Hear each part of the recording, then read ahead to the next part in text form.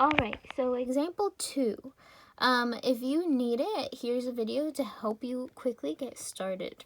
So like I said before, in the CFS, there's 3 steps that you need to follow to help you be successful in this kind of example. So it says select all statements that are true. So that's what we have to do. We're selecting all statements that are true.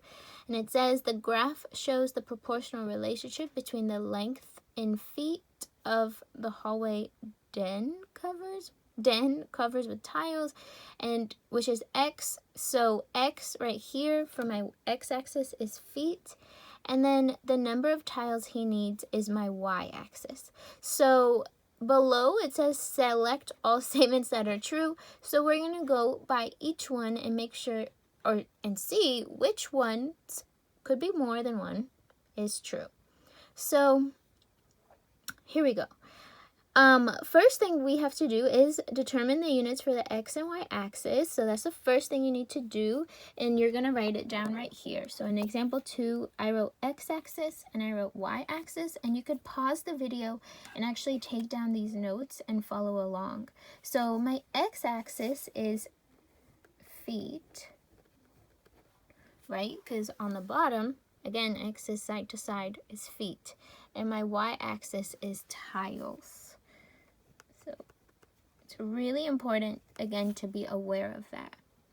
Now, the reason why I have you guys find the unit rate is because it's going to ask you about the unit rate almost every time. So it's really important to know what the unit rate is. Because I know that this is a proportional graph, right? It's a straight line, goes through the origin. So we're going to quickly find the unit rate, right? That's the second step of my CFS. So again, how do we find the unit rate? The unit rate that you're going to write down is y over x. It's the same thing as the constant of proportionality. It's always when x is 1, okay? That's always the unit rate. And to find the unit rate, I could use a point on the line to find it, because the graph here gives me x and it gives me y. So here's a point that I have, and this time it actually tells me a point. And that point is 3, 9. So I'm going to write here 3, 9. And we're going to use this point to find the unit rate. So it's y over x, which means it's 9 over 3. And that means that's 9 tiles for every 3 feet. And the unit rate, again, it's always when x is 1. So how much for 1 foot? Okay, so here's my unit rate. To get from 3 to 1, we divide by 3.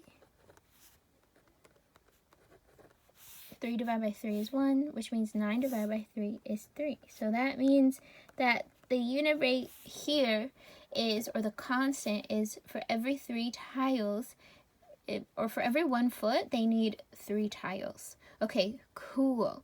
So we look at each statement. Okay. So it's saying here, the unit rate of the graph is 1 tile per 3 feet. So let's look for 1 tile, and we kind of already found this. Okay, so be very careful. It's saying for 1 tile is 3 feet. Something is off here, right? The unit rate is 1 tile per 3 feet. What we have here is 3 tiles for 1 foot. So they are going to try and trip you up with the units, which is why I'm telling you the units are so important. That's false, right? It's not for 1 tile for every 3 feet. It's the other way around. So they're trying to trick you because the unit rate is 3, but the units are switched. So A is actually false. So that's not true. Okay, now the given point represents that for every 3 feet, there's 9 tiles. So let's look at this point. For 3 feet, yes, I have 9 tiles. Yes, so statement B is correct. Now, in the graph, 2 feet represents 6 tiles. So let's look. 2 feet is right here because that's the x-axis. So 2 feet represents 6 tiles. So if I go up, it hits the graph right here. So if I look at the y, it's 6 tiles. So C is also true. And so what you're going to do is select both statement B and statement C. Okay, so these statements, like, you're always using the graph to figure out if they're true. And you have to, again, be aware because statement A was pretty tricky. And it made you think that, like, yes, well, it made you think that this could be true, but they really are trying to be tricky here. So be very careful. So here we're going to choose B and C.